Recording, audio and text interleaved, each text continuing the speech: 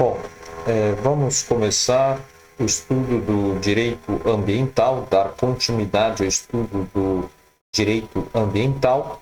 Nós já estudamos, né, no vídeo passado, estudamos acerca do conceito do meio ambiente. Vimos que o conceito de meio ambiente deve ser extraído da Constituição. Vimos que da lei da Política Nacional do Meio Ambiente, nós podemos extrair o conceito de meio ambiente natural, artigo 3º, inciso 1, da Lei 6938 de 1981. E lá no artigo 225, que vimos, que é o artigo mais importante, porque é um artigo da Constituição, e vimos que a Constituição foi a primeira a estabelecer um capítulo específico para tratar sobre o meio ambiente, preocupado com a proteção do meio ambiente.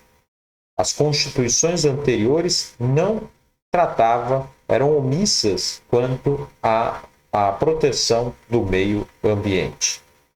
E aí, veja, nós vimos que, pelo artigo 225 da Constituição, o meio ambiente é um bem de uso comum, é um bem de toda a coletividade, e vimos que cabe a todos nós preservarmos o meio ambiente, não apenas ao poder público. Então, veja que todos nós temos o dever de preservar o meio ambiente para as presentes e futuras gerações. Aí nós estamos diante lá do princípio intergeracional. Bom, que nós vamos estudar oportunamente os princípios que regem o direito ambiental. Agora nós vamos trabalhar especificamente com os deveres do poder público. O poder público assume alguns deveres. Veja, não é só o poder público que tem o dever de proteger o meio ambiente. Todos nós devemos proteger o meio ambiente. Mas especificamente na Constituição, nós veremos uma série de deveres impostos ao poder público. E o poder público, então, terá que cumprir esses deveres. Portanto, o Estado, o poder público e toda a coletividade tem o dever de defender e de preservar o meio ambiente. Veja que esse ônus não é apenas do poder público. Apesar disso, a Constituição da República Federativa do Brasil, de 1988, foi promulgada em 5 de outubro de 1988, vai impor ao Estado alguns deveres, que são deveres exclusivos, são deveres impostos apenas ao Estado e não ao particular. Portanto, são deveres do poder público. É um comando da Constituição dizendo, todos têm o dever de preservar o meio ambiente. No entanto, poder público, você assumirá esses deveres específicos, aqui elencados no artigo 225. E aí, então, passemos à análise de cada um desses deveres, que, repito, são exclusivos do poder público. Primeiro dever: preservar e restaurar os processos ecológicos essenciais.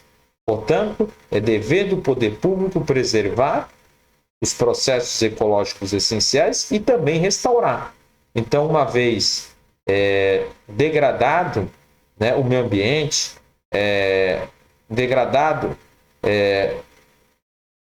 alguma flora, a fauna, portanto, degradado o meio ambiente de um modo geral, o poder público não só deve preservar o meio ambiente, mas também ele tem que restaurar. Se o meio ambiente for degradado, há um dever de restauração desses processos ecológicos essenciais.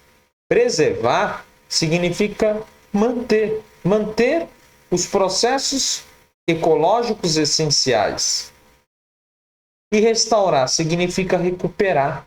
Uma vez atingido, né, esse processo ecológico essencial, uma vez abalado, né, o sistema ecológico, o ecossistema, é dever do Estado também recuperar, restaurar. Então aqui nós temos dois deveres. O primeiro de preservar. Preservar significa que não houve qualquer abalo ao processo ecológico. E restaurar pressupõe que houve um dano a esse processo ecológico. Essa atuação do poder público é necessário para que haja a preservação da vida e da saúde das pessoas. Então, por exemplo, uma floresta. A floresta, ela garante respiração melhor, oxigênio, garante uma melhor qualidade do ar, sendo o caso, portanto, de processo ecológico essencial. Então, as florestas devem ser preservadas pelo poder público e, uma vez também sendo de alguma maneira degradada essas florestas, cabe ao poder público restaurá-las, recuperá-las, porque essas florestas fazem parte de um processo ecológico essencial. É essencial para a sadia qualidade de vida das pessoas. A qualidade do ar é muito importante. Lembra, um dos aspectos do meio ambiente natural, a água, o ar, o solo, a flora, a fauna. Então, cabe ao poder público preservar todos esses processos ecológicos essenciais. Não só preservar, que quer dizer manter, como também restaurar, que quer dizer recuperar aquilo que foi degradado. O segundo dever do poder público é prover o manejo ecológico das espécies e ecossistemas. Prover significa realizar, significa efetivar. Efetivar o quê? O manejo. Já o manejo significa que todo procedimento que visa preservar as espécies biológicas e o ecossistema, né? Então isso é manejo. O manejo engloba todo procedimento que visa preservar as espécies biológicas e o ecossistema. Exemplo: retirar um animal de um lugar que está em perigo para um outro lugar mais apropriado. Então veja, é dever do poder público prover o manejo ecológico das espécies e dos ecossistemas. O que significa dizer que o poder público, então, deve prover, deve realizar o quê? O manejo. O que é o manejo? É um procedimento que visa preservar as espécies biológicas, os diversos seres vivos, e ao mesmo tempo preservar o ecossistema como um todo. Então, o poder público tem que tomar essa atitude. É o caso, por exemplo, de um animal que está em perigo. Existem animais, por exemplo, leões que estão em perigo e que devem ser retirados daquele lugar que, se deixar lá, eles vão morrer. Então, tem que colocar no lugar apropriado. Esse é um dever do poder público. É justamente o de prover o manejo ecológico das espécies e ecossistemas.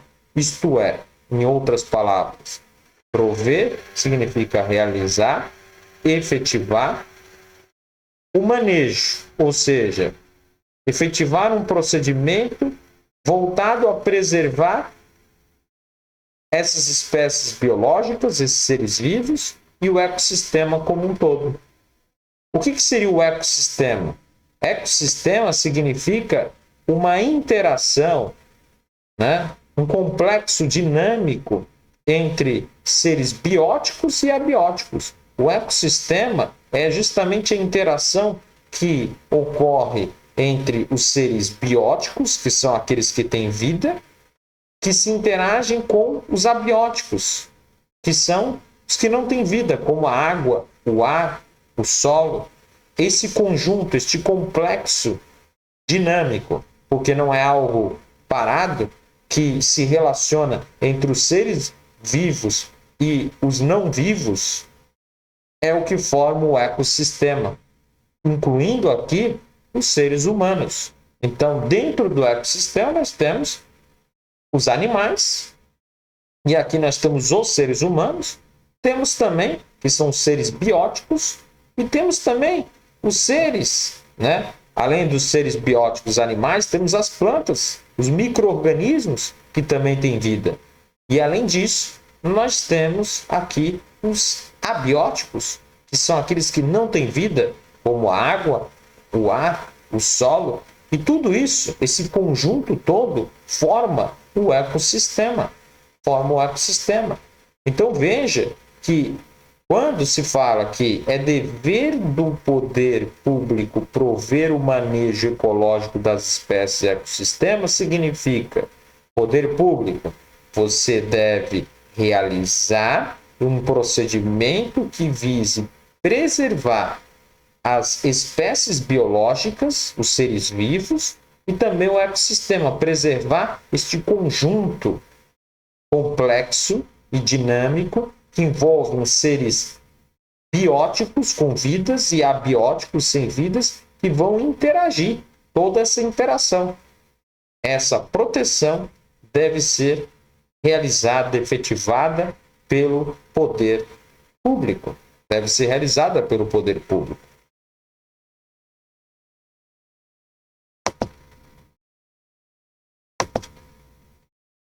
Olha o que diz o artigo 225, parágrafo 1º, né, da Constituição.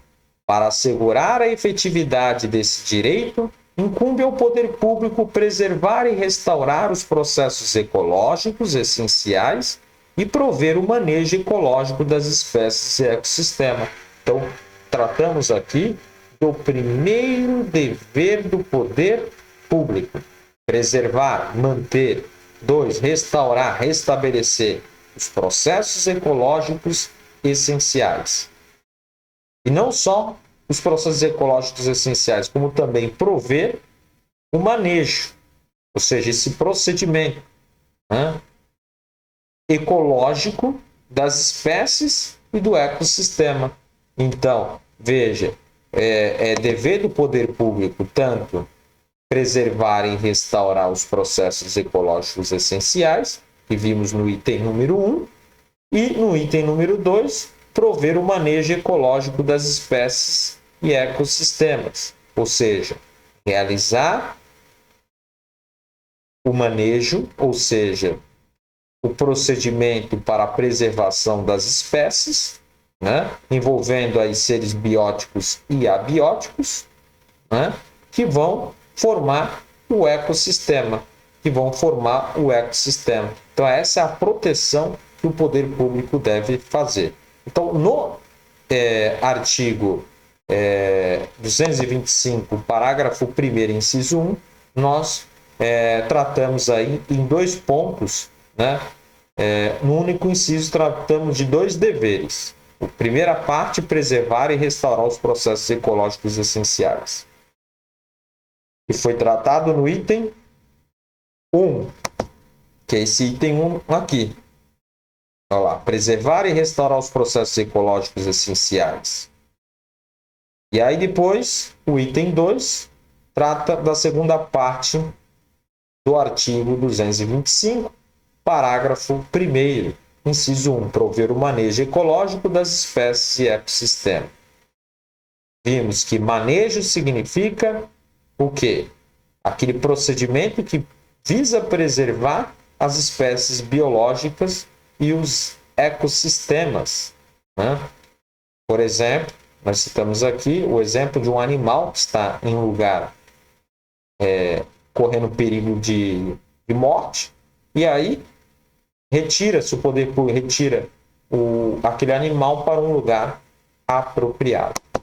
Vamos para um outro dever do poder público, que é o de preservar a diversidade e a integridade do patrimônio genético do país. Então, preservar a diversidade e também a integridade do patrimônio genético do país e fiscalizar as entidades dedicadas à pesquisa e à manipulação de material genético. Veja que o segundo dever do poder público diz respeito ao patrimônio genético do país. Em relação ao patrimônio genético do país, e aí veja, aqui nós estamos trabalhando com as questões envolvendo, né, a genética, os genes, né, o DNA, manipulação de a manipulação aqui do DNA, né, dos seres vivos. E aí nós temos inclusive questões envolvendo a modificação, né, da parte genética desses seres vivos. Hoje a ciência está muito avançada e é dever do poder público preservar a diversidade, ou seja, a variedade e também a integridade deste patrimônio genético do país. Então, o patrimônio genético do país deve ser preservado, tanto quanto a diversidade que existe em relação ao patrimônio genético do país, quanto a própria integridade, para que esse patrimônio genético do país não seja, né, aviltado, seja violado. E temos também como dever aqui, ainda relacionado ao patrimônio genético, a fiscalização, né?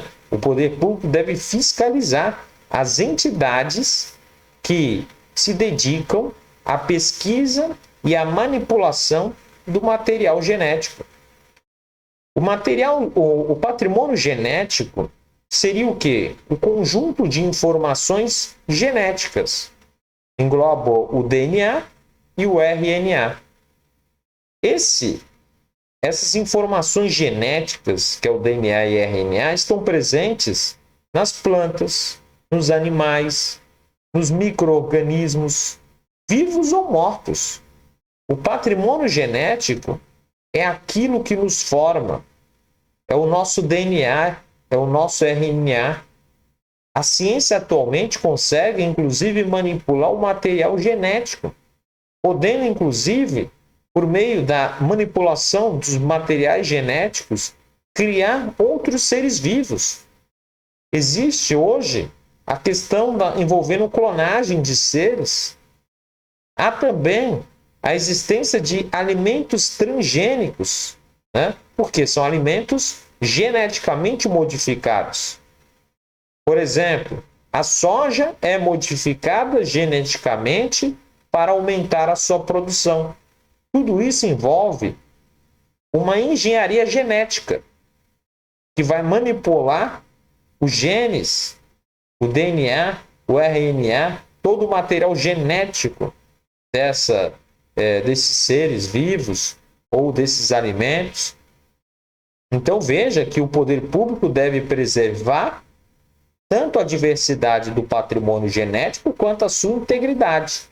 E não só isso, fiscalizar e aí então exercer o poder de polícia sobre aquelas entidades que se dediquem à pesquisa e à manipulação deste material genético, a fim de que eles cumpram, né, as normas atinentes, né, a essa questão envolvendo o patrimônio genético. A Lei 11.105 de 2005, que é a Lei de Biossegurança, ela regula o patrimônio genético. Então, nós temos uma lei específica para regulamentar o patrimônio genético. Trata-se da Lei de Biossegurança, a Lei 11.105 de 2005. E veja, apenas as pessoas jurídicas podem manipular organismos geneticamente modificáveis e serão responsáveis por essas atitudes, por essas atividades, e precisa inclusive de autorização prévia da Comissão Técnica Nacional de Biossegurança, que é o CTN-Bio, CTN-Bio significa Comissão Técnica Nacional de Biossegurança. Então, o CTN-Bio vai autorizar previamente esta pessoa jurídica, né, a manipular organismos geneticamente modificáveis. Temos aqui a questão da fecundação in vitro. A fecundação in vitro não é considerada como um organismo geneticamente modificável. Então, a fecundação in vitro não é considerado como um organismo geneticamente modificável. Então, quando se faz essa fecundação, né, in vitro, ou seja, faz o congelamento por exemplo, do material genético, né, e para depois ser introduzido, né, e aí então,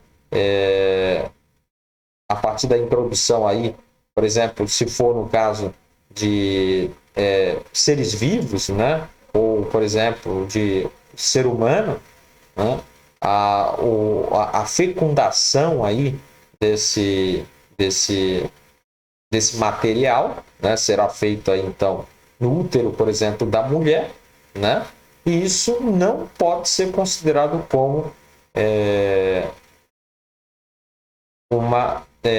um organismo geneticamente modificado. Então, não se considera como organismo geneticamente modificado o fato, por exemplo, da fecundação in vitro, que é justamente congelar, né, o material genético para depois colocar, né, no útero da mulher para a fecundação, né, e fazer ali todo o processo de gestação.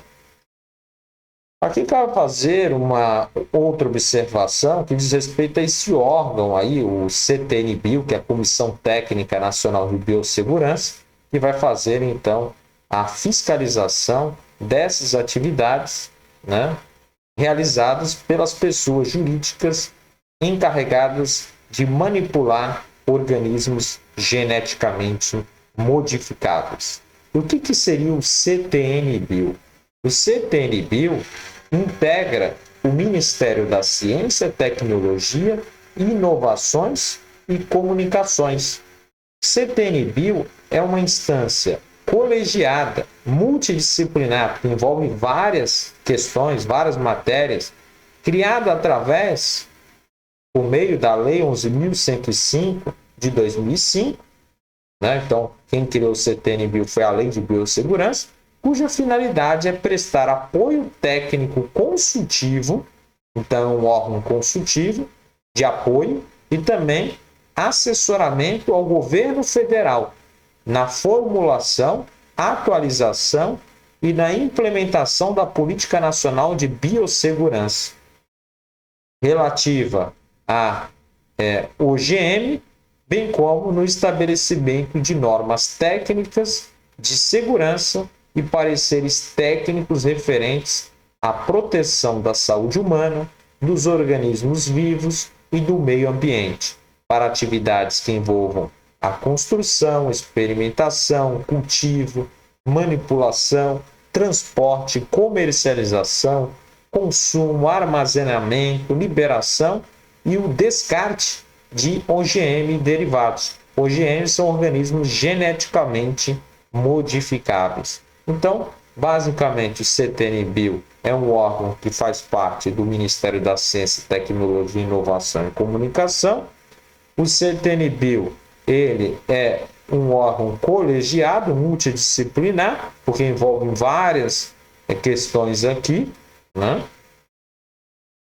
Foi criado pela Lei 11.105 de 2005 e vai prestar apoio técnico consultivo e assessoramento do governo federal na formulação, na implementação e atualização dessa política nacional de biossegurança relativa aos organismos geneticamente modificados. É basicamente isso que faz o CTN-Bio.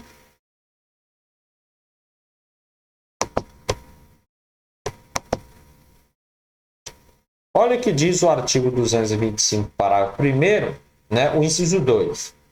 Então, o artigo 225, parágrafo 1º diz: para assegurar a efetividade desse direito, incumbe ao poder público. Aí vem o inciso 2 e fala: preservar a diversidade e a integridade do patrimônio genético do país, primeiro ponto, e fiscalizar as entidades dedicadas à pesquisa e à manipulação de material genético. Então, isso aí nós já vimos, né, nesse ponto aí, nesse aspecto. Então, o poder público deve preservar tanto a diversidade quanto a integridade do patrimônio genético do país. Não basta isso. Vai também ter que fiscalizar as entidades, que têm que ser pessoas jurídicas, que estão dedicadas à pesquisa e à manipulação desses materiais genéticos, né? Geneticamente modificáveis. É chamado o quê? OGM, né? Então é basicamente isso. O poder público vai fazer isso. E aí nós vimos que existe um órgão específico para fazer isso, que é o CTN-Bio.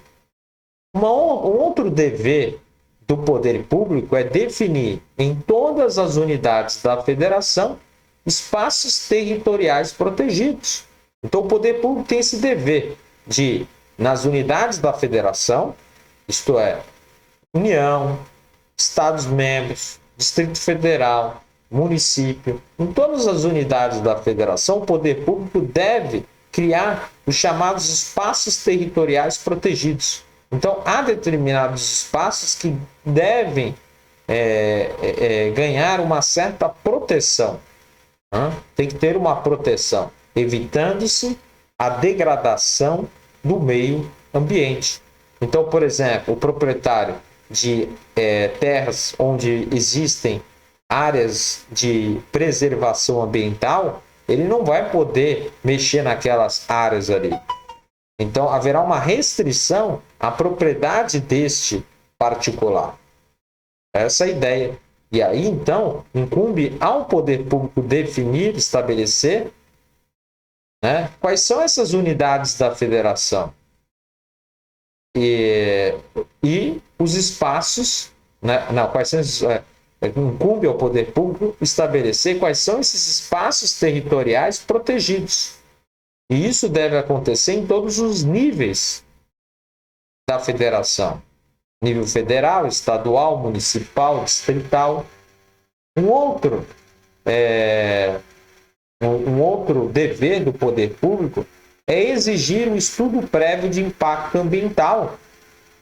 Veja, o estudo prévio de impacto ambiental é necessário para aquelas atividades que são potencialmente poluidoras, de significativa degradação ambiental.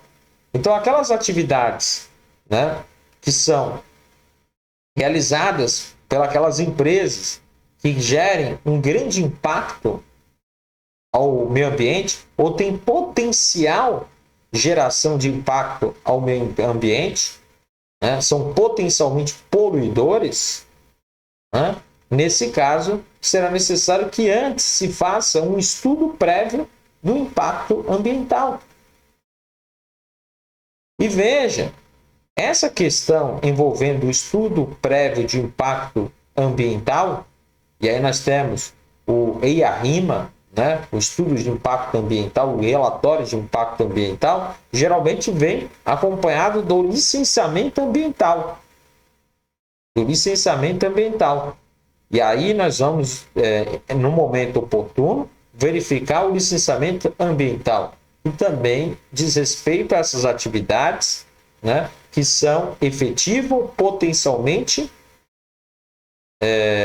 poluidoras, de significativa degradação ao meio ambiente, e que precisa passar por esse procedimento administrativo, chamado licenciamento ambiental, e por esse estudo que deve ser feito sobre os impactos que vão ocasionar essa atividade ao meio ambiente.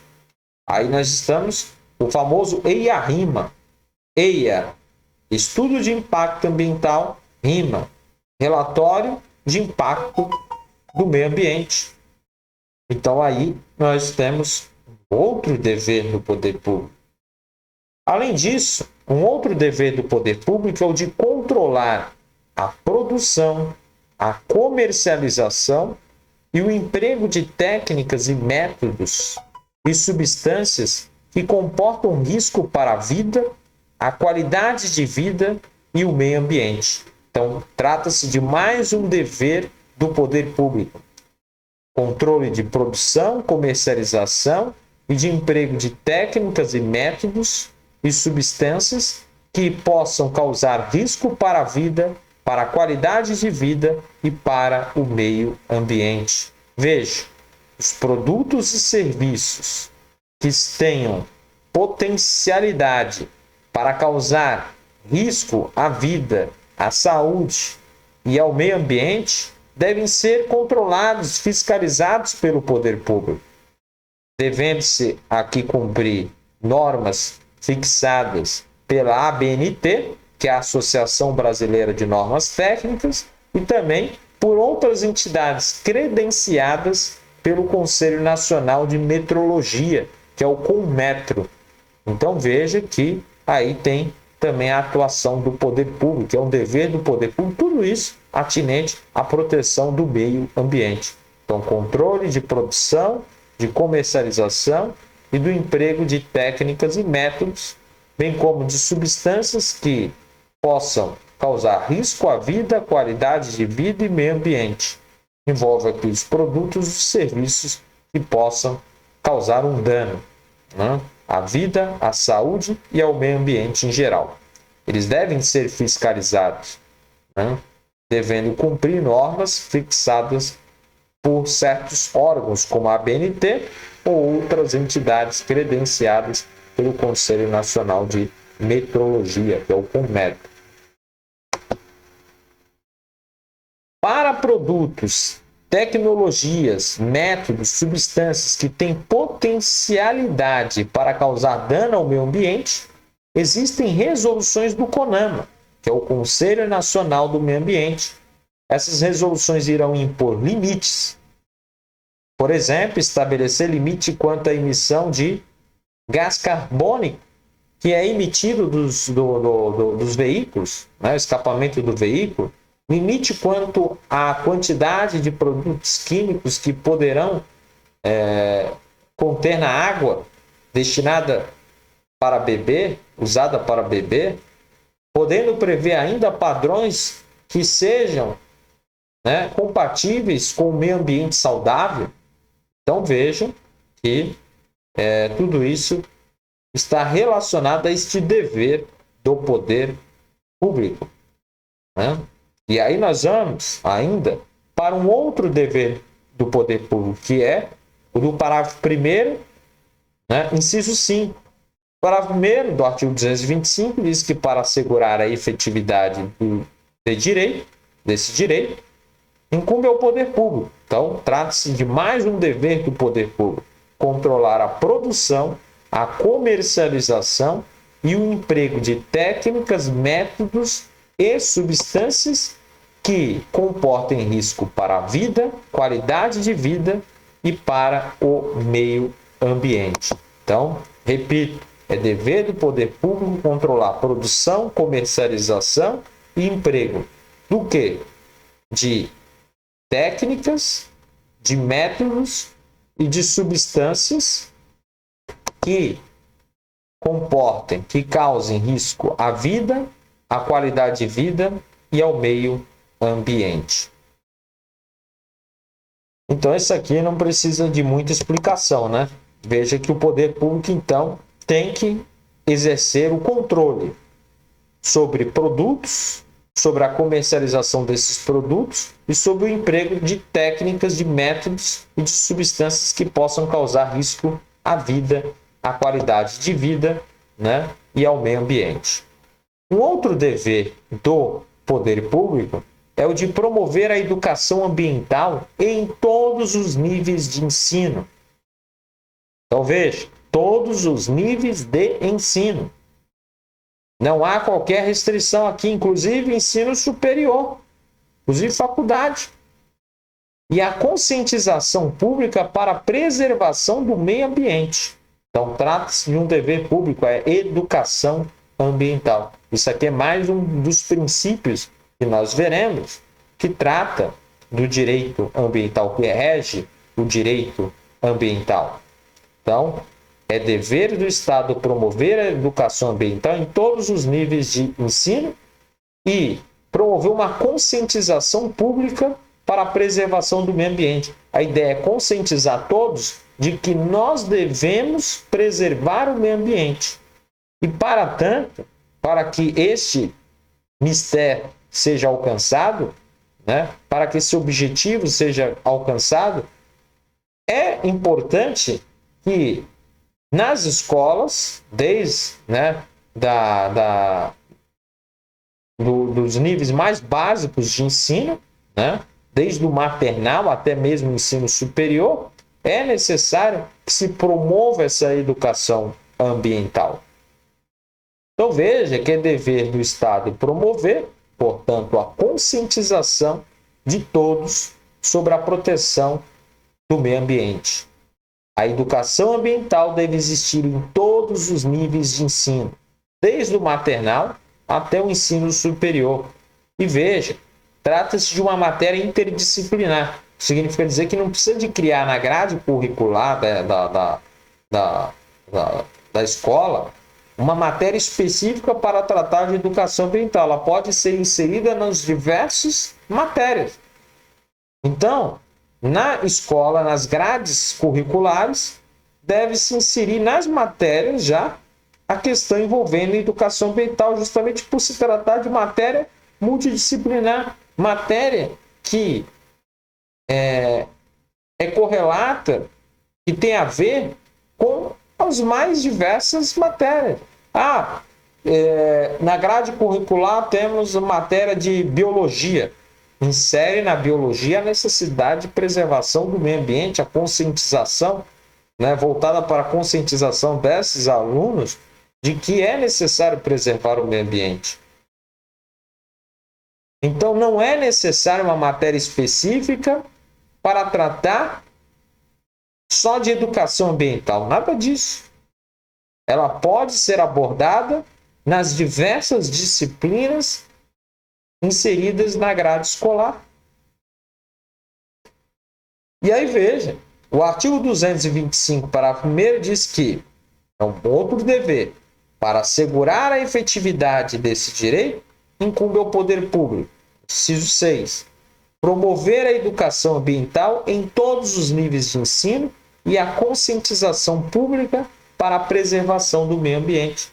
Então, veja que a Constituição trata aí da educação ambiental, e é dever do poder público promover a educação ambiental em todos os níveis de ensino, bem como a conscientização pública para que haja preservação do meio ambiente. Um outro dever do poder público, né, é o de proteger a fauna e a flora. É óbvio, fauna e flora faz parte do meio ambiente natural, como nós vimos. Além da água, além do solo, além do ar.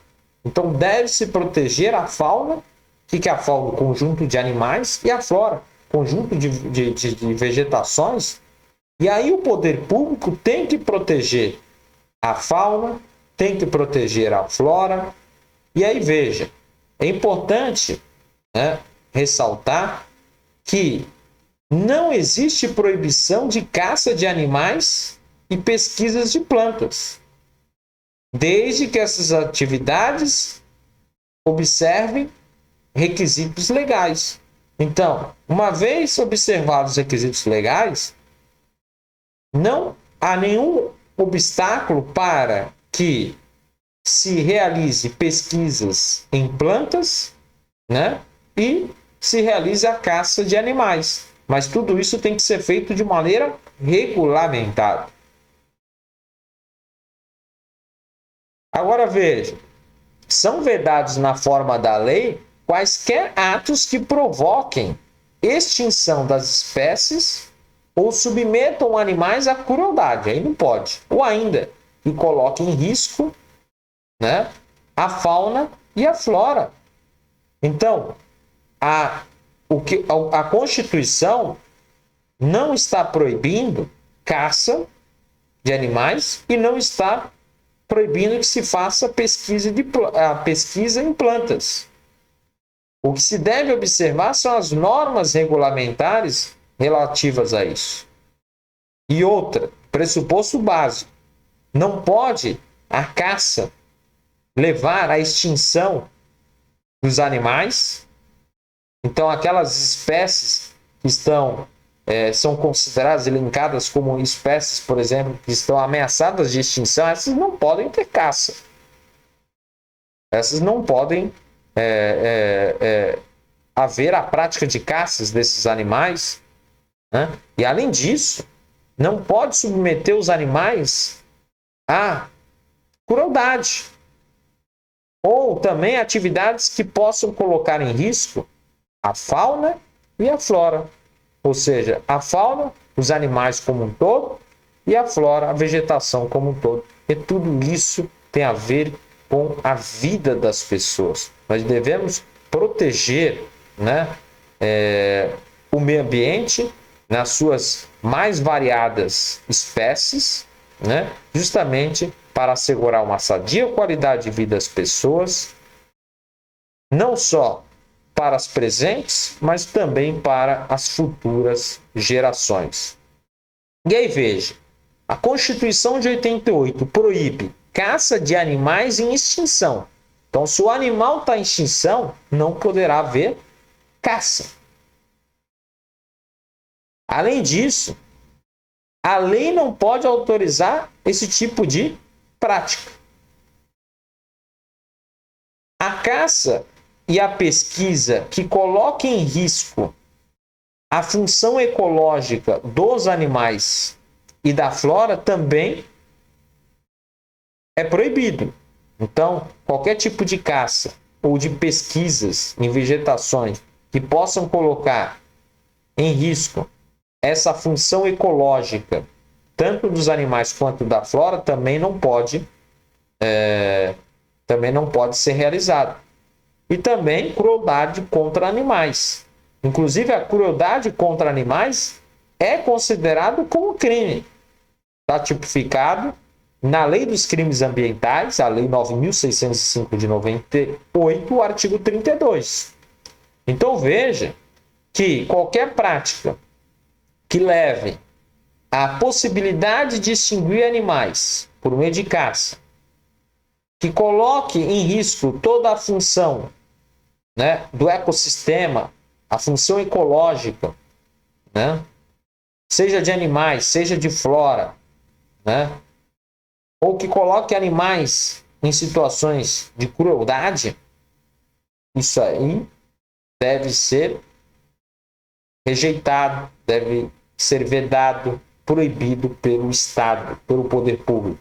Essas práticas não podem acontecer.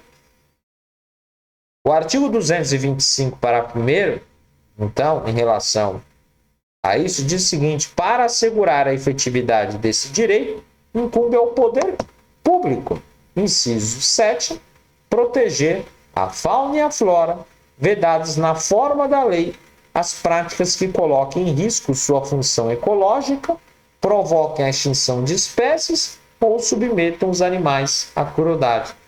Então, repito, não pode haver qualquer prática que coloque em risco fauna, os animais, flora, vegetação, e aí práticas que coloquem em risco, né, toda a função ecológica, envolvendo aí então todo o ecossistema, né, e que coloque, né, em extinção as espécies ou que submetam os animais à crueldade.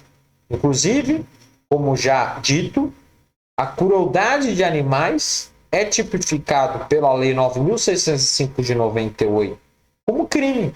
Artigo 32 diz: praticar atos de abuso, maus tratos, ferir, mutilar animais silvestres, domésticos ou domesticados, nativos ou exóticos.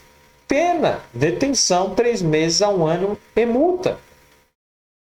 E aí vem o parágrafo primeiro: incorre nas mesmas penas quem realiza experiência dolorosa ou cruel em animal vivo, ainda que para fins didáticos ou científicos, quando existirem recursos alternativos.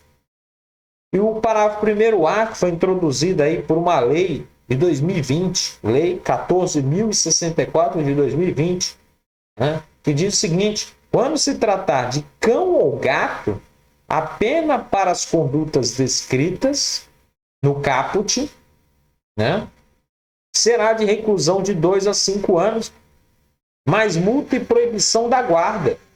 Então, veja, os animais em gerais, os maus tratos contra animais em gerais, aplicação do caput, da pena do caput do artigo 32, pena de detenção 3 meses a 1 ano e multa. Mas se tratar de cão e gato, aí aquele que praticar abuso ou os maus tratos, ferindo, mutilando esses cães e gatos, terão uma pena qualificada. A pena que era de 3 meses a 1 ano de detenção, mais multa, passa-se de reclusão de 2 a 5 anos. Mais multa e mais proibição da guarda. Não vai poder ficar com o animal. E o parágrafo 2º diz que a pena é aumentada de 1/6 a 1/3 se ocorrer morte do animal. Então aí nós temos uma causa de aumento de pena de 1/6 a 1/3 se em razão desses maus tratos o animal morrer. E aí seja da qualificadora do parágrafo 1º quando envolve cães e gatos, seja quando envolve animais em geral, que é o caput do artigo 32. Veja que o parágrafo 1º, né, teve o parágrafo 1º-A, né, teve a sua redação incluída pela Lei 14.064 de 2020. A ideia foi proteger aí os animais domésticos, né, os cães e gatos que convivem aí nas residências, né? Hoje as pessoas costumam, né, ter gatos, ter cachorros, né? E aí a ideia do legislador foi proteger esses animais contra maus tratos, que é muito usual a prática de maus tratos contra animais. E aí veja, em 2016, agora vamos trabalhar aqui com questão jurisprudencial, né? Na verdade, vamos trabalhar com decisões aqui, né, de tribunais superiores, enunciados, né? E aí, em 2016, o Supremo Tribunal Federal declarou inconstitucional uma lei do Estado do Ceará que autorizava e regulamentava a vaquejada. Então, veja, o Supremo diz, essa lei do Estado do Ceará, que trata da vaquejada, é inconstitucional. Por quê? O Supremo considerou que essa atividade, né, trazida aí pela lei do Ceará, implicava atos de crueldade contra os animais. Acontece que em 2017, nós tivemos a emenda constitucional número 96 de 2017. E essa emenda constitucional 96 de 2017 introduziu no artigo 225 da Constituição o parágrafo 7º, que vai dizer o seguinte, que a utilização de animais em espetáculos como vaquejadas e outras práticas poderiam ser autorizadas desde que, primeiro, deve ser manifestação cultural, então essa prática deve ser uma manifestação cultural, ou seja, faça parte dos costumes, seja nacional, seja regional, seja municipal. Então pode ser um costume de todos nós brasileiros, pode ser um costume só de uma determinada região ou de um determinado município. E aí então, para que haja essa prática, primeiro, né, precisa de autorização. E para conseguir essa autorização, tem que ficar demonstrado que essa manifestação é uma manifestação cultural. Se de um lado está protegendo os animais, do outro lado nós temos um direito à cultura, né? E também faz parte do meio ambiente, o meio ambiente cultural. Então, são dois meios ambientes aí que estão em jogo. De um lado, o meio ambiente natural, que diz respeito aos animais. Do outro lado, nós temos o meio ambiente cultural, que trata aí do patrimônio cultural. Então, veja que o artigo 225, parágrafo 7º, que foi introduzido pela Emenda Constitucional 96 de 2017, portanto, fruto do poder constituinte derivado reformador, né, diz, é possível sim a prática de espetáculos, como a vaquejada, e outras práticas, desde que autorizadas. E, para tanto, tem que ficar comprovado que essa manifestação é cultural. 2. Deve estar registrado como um bem imaterial, portanto, incorpóreo, intangível, integrante do patrimônio cultural brasileiro, o qual deve ser o registro feito no órgão competente nacional, estadual ou municipal do patrimônio histórico. Então, é uma outra condição.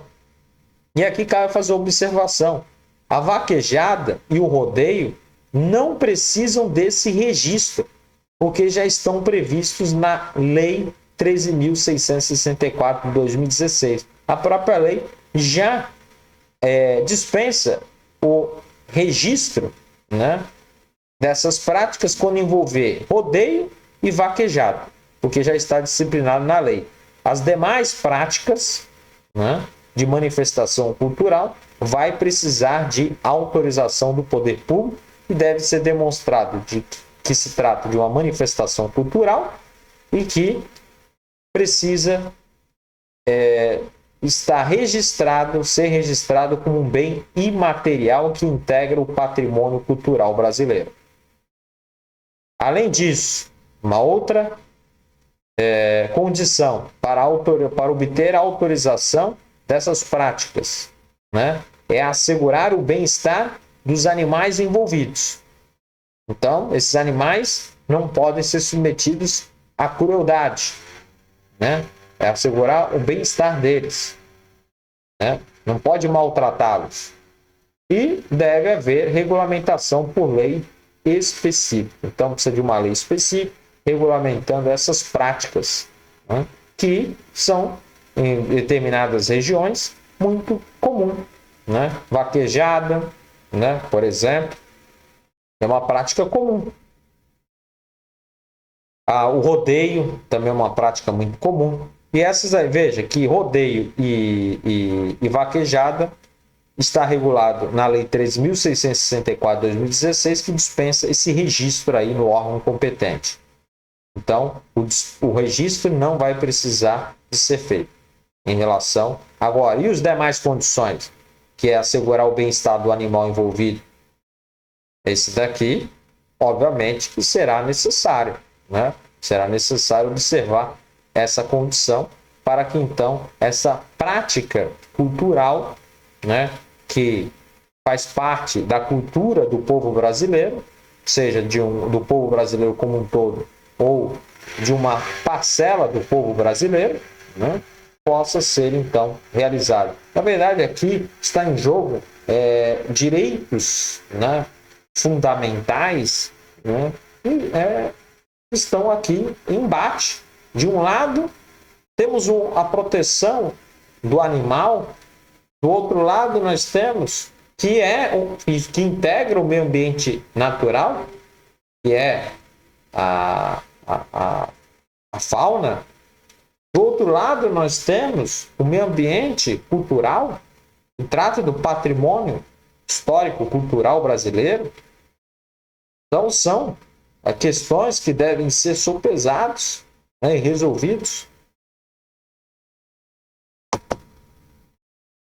O artigo 225, parágrafo 7º da Constituição diz o seguinte: para os fins do disposto na parte final do inciso 7º do artigo 1º deste, então, para os fins do disposto na parte final do inciso 7 do parágrafo 1º desse artigo, não se consideram cruéis as práticas desportivas que utilizem animais, desde que sejam manifestações culturais. Então, não serão considerados como cruéis e, portanto, não vai tipificar como crime.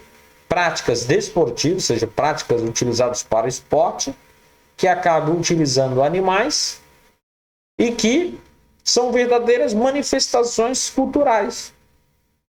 Aí não é considerado como crime, conforme o parágrafo 1º do artigo 215 da Constituição Federal, registradas como bens de natureza material, integrante do patrimônio cultural brasileiro, devendo ser regulamentadas por lei específica que assegure o bem-estar dos animais envolvidos.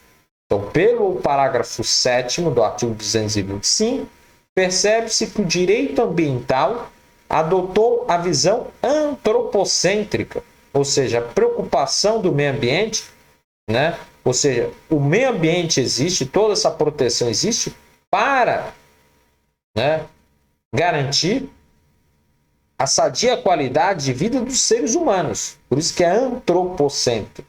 A preocupação é com o homem. O animal não é sujeito de direito. Ele goza de proteção, é objeto de proteção do direito. E eles têm proteção justamente para assegurar aos seres humanos vida digna. Vidas tanto para as presentes quanto futuras gerações. Então veja que quando o parágrafo 7º autoriza para práticas desportivas o uso de animais, desde que caracterizem manifestações culturais, ou seja, desde que façam parte do meio ambiente cultural, do patrimônio cultural brasileiro, isso será possível, obviamente, tem que haver o registro como bem material, ou seja, tem que fazer parte aí do patrimônio cultural brasileiro. Isso aí deve estar regulamentado em lei específica, deve assegurar o bem-estar do animal envolvido, né? Mas veja, a partir do momento que está se admitindo a utilização de animais nessas práticas, isso, por meio disso, nós podemos extrair que a Constituição Federal realmente adotou, nesse aspecto, a teoria antropocêntrica no direito ambiental, segundo o qual a preocupação é o ser humano. Toda essa proteção ambiental existe para assegurar ao ser humano condições dignas de existência, de uma vida digna. E não só para as presentes, quanto para as futuras gerações. Então veja que o direito ambiental adotou aqui a visão antropocêntrica, visto que, se tivesse adotado a teoria biocêntrica, não seria admitida a prática de uso de animais em manifestações culturais. Isso seria vedado. Uma outra observação diz respeito à briga de galo, aquela rixa entre galos, brigando, é aquela competição para ver apostas, né? Para ver qual que é o galo de briga que vai vencer, né? Essa briga de galo, embora prevista como uma contravenção penal, está lá tipificado no artigo 50 da Lei de Contravenção Penal, trata-se de crime ambiental previsto no artigo 32 da Lei dos Crimes Ambientais, da Lei 9.605 de 98, já que é caracterizado como uma crueldade contra os animais. Então veja, a lei da contravenção penal é anterior à lei dos crimes ambientais. Então, a lei dos crimes ambientais, nessa parte, teria derrogado a lei de contravenção penal, de modo que a briga de galo deve ser tipificada como crime do artigo 32 da Lei 9.605 de 98. Por se tratar de cães e gatos, vai ser a pena lá do caput do artigo 32. Então, seria crueldade de animais na modalidade simples. A questão da farra do boi. A farra do boi acontece em algumas regiões do país. A farra do boi não é regulamentada. E por não ser regulamentada, é considerada como crime ambiental. Agora, apenas quando houver uma lei regulamentando essas práticas, é que a farra do boi poderá ser considerada como algo, como um fato atípico. Então, farra do boi é infração penal, é crime? Sim. Crueldade contra animais. Por quê? Porque não está presentes os requisitos exigidos no parágrafo 7º do artigo 225, que exige, não basta que seja uma manifestação cultural que faça parte do patrimônio cultural brasileiro, do meio ambiente cultural. É necessário que tal prática tenha autorização e que seja regulamentada por lei. A farra do boi não é regulamentada por lei. Então é considerado como infração penal. Crueldade de animais. Como é que fica a questão da utilização de animais em religião? Isso é muito comum na Umbanda, né? Então, aí no caso, sacrificar, por exemplo, galinha. Como é que fica a utilização de animais em religião? O Supremo, por unanimidade. Então, veja, o plenário do Supremo, a unanimidade, todos os ministros entenderam que aquela lei do Rio Grande do Sul, que permite o sacrifício de animais em ritos religiosos, é considerado constitucional. Isso aqui ficou, decidido no recurso extraordinário, número 494/601.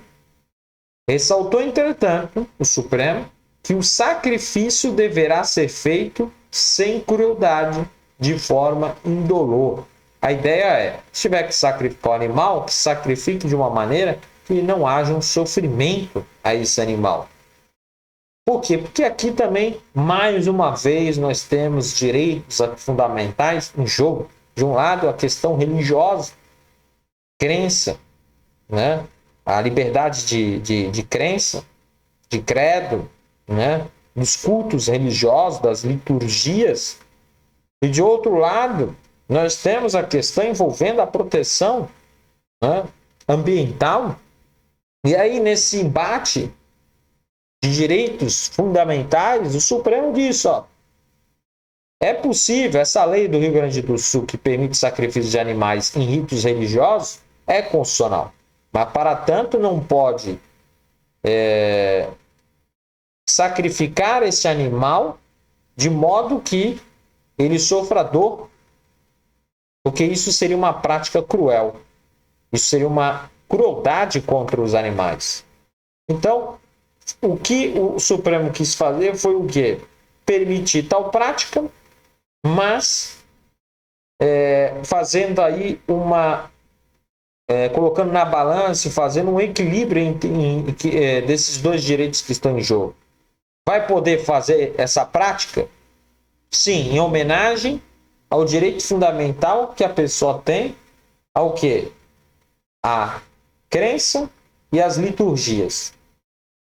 Mas em contrapartida, vai poder sacrificar o animal da maneira que não seja,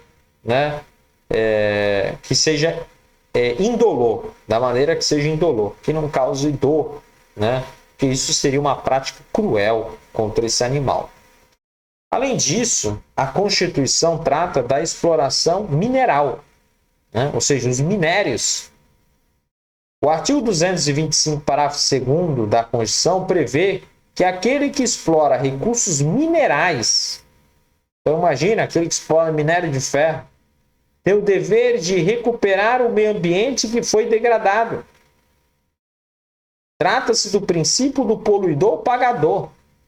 Aquela ideia, o poluidor deverá pagar pelos danos ambientais causados, devendo reparar o dano, devendo pagar para despoluir. Veja que os custos para despoluir deverão ficar a cargo do poluidor e não do poder público. Não é o poder público que deve assumir os custos da despoluição. Então, aquele que explora os minérios e conseguiram concessão do poder público para isso, para a exploração dessas áreas, obviamente essas atividades causam dano ao meio ambiente. Eles são verdadeiros poluidores e, portanto, têm que pagar por isso, devendo reparar o dano. De que maneira? Despoluindo. Por exemplo, aquelas atividades que mexem com celulose, portanto, corte de árvores, né, para a fabricação do papel, por exemplo, cortou a árvore, tem que replantar. Essa é a ideia. É a ideia do poluidor-pagador. O artigo 225, parágrafo 2º da Constituição, expressamente diz então o seguinte: aquele que explorar recursos minerais fica obrigado a recuperar o meio ambiente degradado, de acordo com solução técnica exigida pelo órgão público competente na forma da lei. Bom, com isso nós estudamos, né, os deveres, né, e são vários deveres aí que o poder público assume, né, em relação à proteção do meio ambiente. Lembrando que esses deveres são exclusivos do poder público, mas não só o poder público tem o dever de preservar o meio ambiente, mas toda a coletividade. Todos nós devemos ter, né, na nossa consciência essa ideia de que devemos preservar o meio ambiente, visto que os recursos ambientais são finitos, eles acabam, né? E que eles são essenciais para a continuidade, né, dos nossos filhos, né, dos nossos descendentes, né, para que a gente possa dar continuidade à vida humana. Então, é necessário que haja, né, essa conscientização de todos para a proteção do meio ambiente.